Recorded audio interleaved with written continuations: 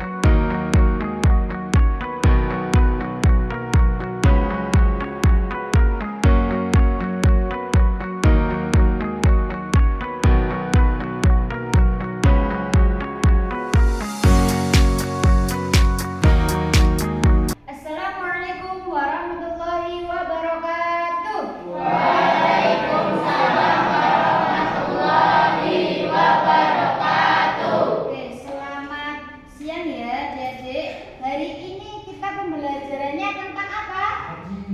Haji. Sebelum pembelajaran pada siang ini juga berdoa bersama, tolong ketua kelasnya Mas Raka bisa nyanyi doa. Al-Fatihah.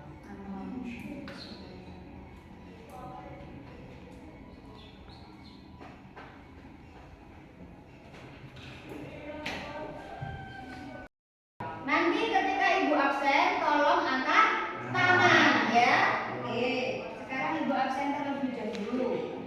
Kelas 8. Putri. Syakila. Udah semua? Oke, biar semangat kita kan bersiap nih. Tambah siang kan biasanya tambah lebih semangatnya. Yuk kita tepuk semangat dulu. Mohon anak-anak berdiri dulu semua, kita tepuk semangat.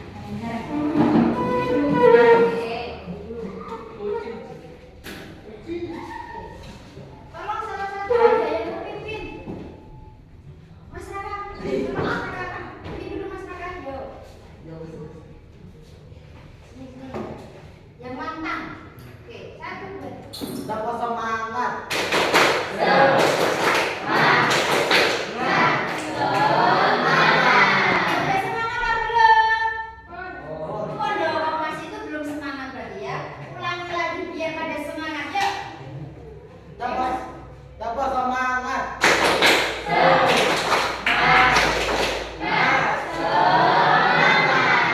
Sudah semangat belum nih?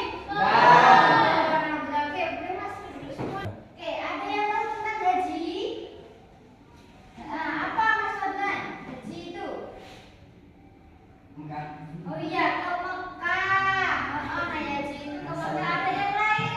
Apa Mbak Ayu? Naik pesawat itu transportasinya pintar. Transportasi ke sana sekarang kita sudah bisa naik pesawat. Kalau haji itu kira-kira nih termasuk rukun Islam bukan? Termasuk. Nomor berapa ya? 5. Oke, kita akan usul lagi tentang ketentuan haji dan umroh. Oke, anak-anak silakan perhatikan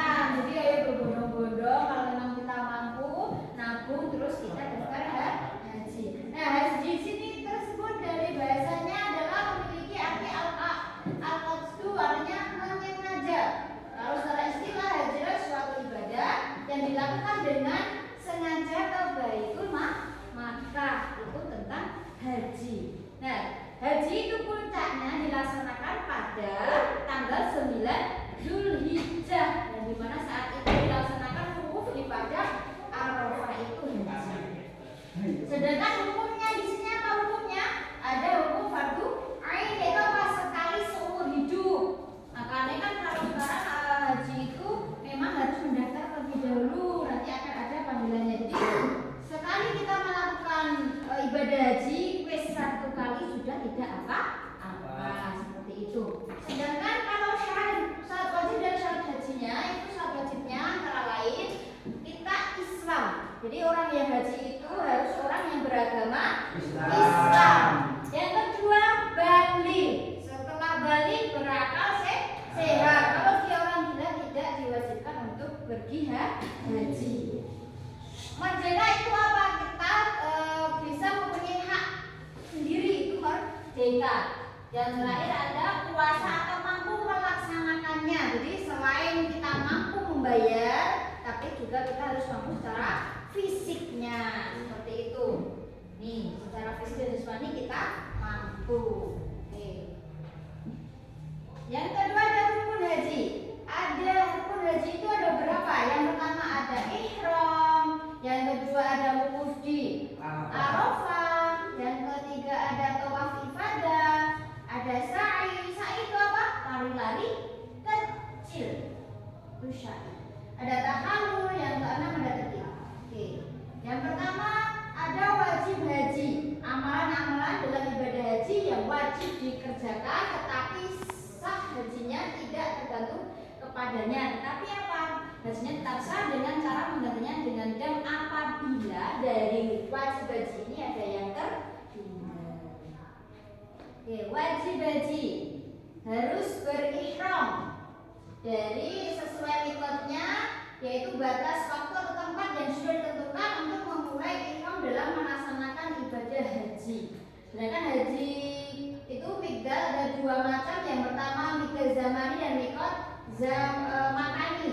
Kalau mikot zamani itu adalah waktu sahnya diselenggarakan pekerjaan haji. Kalau yang mikot makani tempat memulainya ihram bagi orang-orang yang hendak mengerjakan haji. Apa itu ihram? Memakai pakaian haji dan tidak ada jahitannya, jadi semua long gitu dipakai untuk haji.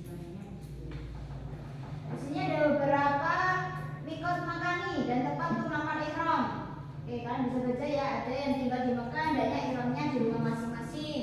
Lalu bagi orang yang datang dari arah Madinah, maka harus mikotnya di Zulhulaifah atau di Bir Ali dan lain sebagainya. Itu beberapa tempat mulainya ihram.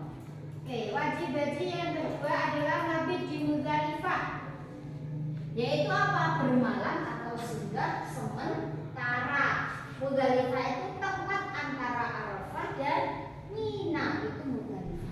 Jemaah haji berada di Muzdalifah untuk beristirahat dan mengumpulkan batu kecil yang akan digunakan untuk melempar jumroh di Mina. Ini ada mabit di Mina. Yang ketiga tujuan dari haji. Terus ada yang keempat melempar jumroh Aqobah. Jadi ada 7 kali batu yang harus dilemparkan ketika pada tanggal 10 Zulhijjah. Yang kelima, ini ada ketentuan-ketentuannya. Melempar jumroh ulang, usul, Aqobah di tanggal-tanggal yang sudah ditetapkan. Terus ada beberapa larangan haji. Yang pertama, menjauhi diri dari larangan ihram itu apa? Memakai pakaian yang berjahit, itu tidak boleh. Terus menutup kepala bagi laki-laki pakai topi, peci, dan makanya orang yang berhaji biasanya itu tidak memakai apapun di atas kepalanya bagi laki-laki. Terus menutup wajah bagi perempuan, jadi biasanya orang yang bercadar itu dibuka. Memakai wangi-wangian dan lain sebagainya. Tidak boleh memotong rambut kalau sebelum selesai rukun hajinya. Dan sebenarnya itu ada 10 larangan yang harusnya tidak boleh dilanggar ketika mau haji. Terus tawaf wada adalah tawaf perpisahan yang dilakukan oleh jemaah haji sebelum meninggalkan kota Mekah. Itu tawaf. Nah, sunah-sunah haji ada mendahulukan haji daripada umrah dan mandi sebelum ihram atau sebelum memakai baju ihram, sholat sunah ihram 2 rakaat, dia zikir dan berdoa setelah beribadah sampai tahallul. Bagaimana suaranya bacaan tahallul itu? Labbaik Allahumma labbaik, labbaik la syarika labbaik, innal hamda wa ni'mata lak wal mulka la syarika lak. Nah, itu bacaan talbiyah. Sunnah-sunnah haji lagi ada mencium atau mengusap Hajar Aswad, melakukan tawaf qudum, menunaikan sholat 2 rakaat, masuk ke dalam Ka'bah dan minum air Zam-zam. Nah, larangan haji bagi pria dan wanita ini bisa dibaca ya, ada memakai pakaian yang berjahit, terus memakai kebukaan cadar, memakai sarung tangan, memakai sandal. Nah, itu beberapa larangan bagi laki-laki maupun perempuan. Ini juga beberapa larangan lagi. Nah, dam dari segi bahasa, jadi kalau kita ada yang tertinggal itu ada damnya. Apa dari segi bahasa? Mengalirkan darah atau menyembelih ternak berupa kambing, unta atau sapi di tanah haram untuk memenuhi ketentuan manasik haji. Dam atau benda dalam haji. Tuh. Ini adalah hal-hal yang ketika kita melakukan hal-hal tidak diperbolehkan. Berhubungan suami istri, berburu, mengerjakan salah satu dari larangan berikutnya, tidak bercukur, terus melaksanakan haji secara tamattu atau qiran, damnya dibayar dengan urutan sebagai berikut. Ada memotong seekor kambing, ada tidak mampu maka wajib berpuasa 10 hari, 3 hari dilaksanakan sewaktu ihram sampai Idul Adha, sedangkan 7 harinya dilaksanakan setelah kembali ke negara. Ada juga meninggalkan salah satu wajib haji. Nah, itu ada beberapa damnya seperti yang kalian lihat di papan tulisan. Kita sudah membahas tentang materi haji, ketentuan-ketentuannya. Maka dari itu sekarang Ibu akan membagi kalian menjadi 4 kelompok. Kalau diskusikan beberapa hal yang akan Ibu berikan. Jadi di sini nanti kalian silakan berdiskusi. Sekarang kita bagi dulu kelompoknya dari ujung sini. Kelompok 1 ya toh? Ini kelompok 2. Yang perempuan bagian pertama itu kelompok 3 dan yang terakhir kelompok 4. Oke, silakan diskusikannya. Sebelum masuk ke diskusi, kalian tulis dulu nama-nama kelompoknya dulu, biar tidak tertukar nanti. Oke, silakan tulis dulu nama kelompoknya, terus silakan berdiskusi. Boleh buka buku-bukunya biar ada beberapa referensi.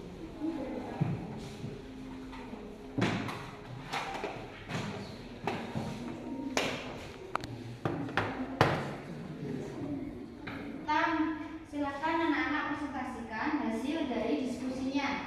Kita mulai dari kelompok yang paling ujung, boleh? Siapa yang mewakili maju ke depan biar teman-teman tahu hasil diskusi kalian. Silakan Mas. Yang lain sudah memperhatikan ya, seumpama ada yang berbeda dengan jawabannya yang diskusikan bisa saling bertukar informasi. Yes. Perkenalkan dulu. Salam dulu. Assalamualaikum warahmatullahi wabarakatuh. Waalaikumsalam warahmatullahi wabarakatuh. Ini kelompok berapa dan kelompok berapa? Mengapa orang yang rukun hajinya tertinggal salah satu menunjukkan hajinya tidak sah? Kenapa? Kalau menurut diskusi kalian?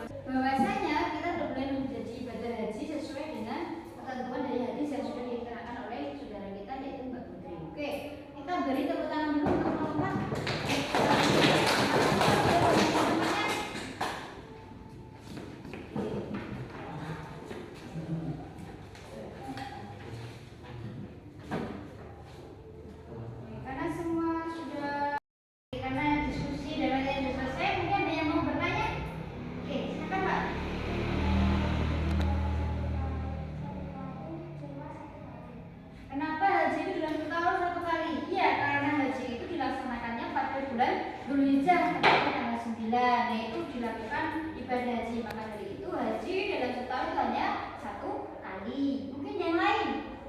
Ya, silakan Kak. Kalau udah 1 kali haji, kalau nggak haji lagi nggak apa-apa kan? Tidak apa-apa, karena memang haji itu boleh 1 kali karena fardu ain. Kalau sudah sekali melakukan, kalau tidak mau ulangan lagi tidak apa-apa.